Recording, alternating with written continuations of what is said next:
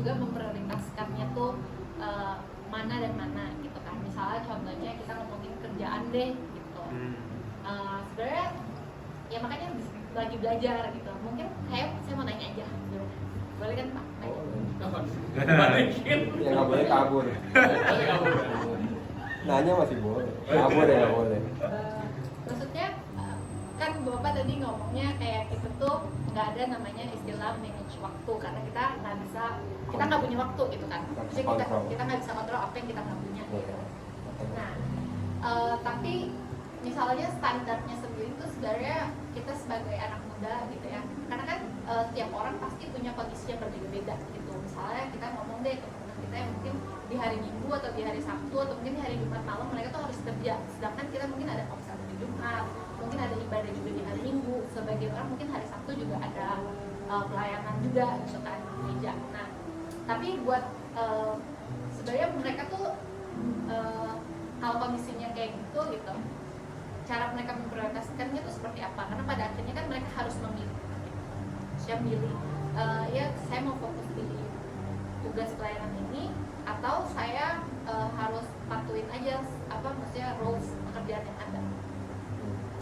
Hal kayak gitu kira-kira gimana? Oke,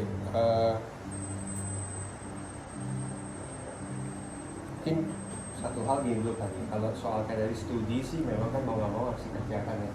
Kalau studi ya, artinya harus tetap ada prioritas yang harus dikerjakan. Cuman setelah studi itu kan harusnya ada prioritas yang kita bisa duduk bersama dengan Tuhan. Tapi seringkali kan sebenarnya waktu kita ini kan sebenarnya habis untuk hal-hal yang nggak berguna. Makanya kan cuman berkata kan semuanya boleh, ya kan? Tapi apakah semuanya berguna? Semuanya boleh kita kerjakan, tapi apakah semua itu membangun? Nah, kita harus sadari bahwa kehidupan kita ini kan sebenarnya kita sebenarnya nggak terlalu sibuk amat sih. Sibuknya kadang ngelakuin yang nggak berguna banyak. Lihat yang nggak berguna, ngomongin yang nggak berguna, ya kan? Dan banyak hal. Dan sebenarnya kita banyak melakukan nggak berguna, sehingga yang berguna nggak kita kerjakan. Ya, saya ambil contoh begini. Pada saat dulu saya kerja, saya ingat betul. Waktu itu juga mungkin karena saya background bukan dari Kristen, saya dulu Buddha, tapi karena suka bertengkar sama orang Kristen, akhirnya Tuhan panggil. Kayaknya dulu paling sering berantem orang Kristen. Ya akhirnya kenal firman Tuhan. Pada saat itu saya memang kerja sekolah di luar. Saya ingat sekali waktu kita kerja ya sebagai chef itu kita kerja bisa 14-16 jam satu hari gitu. Tapi pada saat kita pulang misalnya jam 12 malam, jam 1 itu kita masih punya kerinduan untuk kita baca firman gitu. Padahal waktu itu kita kerja 12-14 jam. Tetapi saya juga pernah ngalamin pada saat kita nggak kerja seperti itu sih. Mungkin profesional yang baik dan lain sebagainya, kerjanya mungkin cuma 2-3 jam. Tapi untuk baca firman bersama dengan Tuhan 10 menit itu susah. Jadi bukan soal waktu, menurut saya sih. Memang kesukaannya yang Tuhan berikan ini ada apa? Jadi saya cuma lihat ini, kalau kita semakin sering duduk sama Tuhan ya kesukaan itu semakin ada. Itu aja sih. Sama kan. Mengampuni sulit, tapi kalau terus mengampuni lama-lama bisa ngampuni. Mengasihi sulit, tapi kalau kita terus mengasihi lama-lama bisa mengasihi. Sama dengan Tuhan.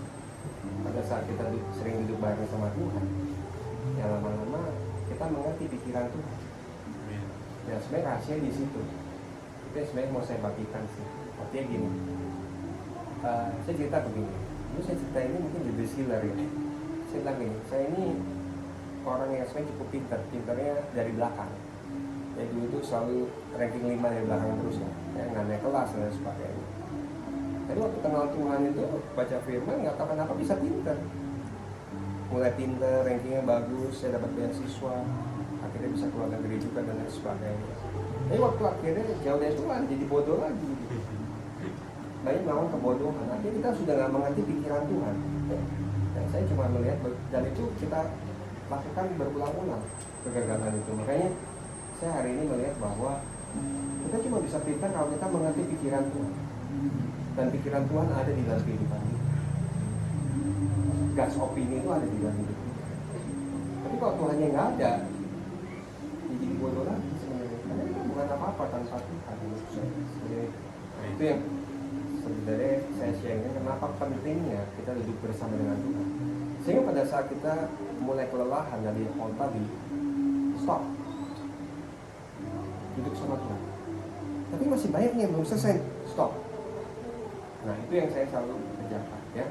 Termasuk ya mungkin udah jam 10 malam nih, tapi masih banyak, stop dulu. Diam dulu sama Tuhan. Menurut saya itu penting. Know how to stop. Menurut saya. Dan akhirnya recharge lagi tuh. Harus recharge ya. Karena kita perlu di recharge ya. Nggak mungkin. Ya, ini aja.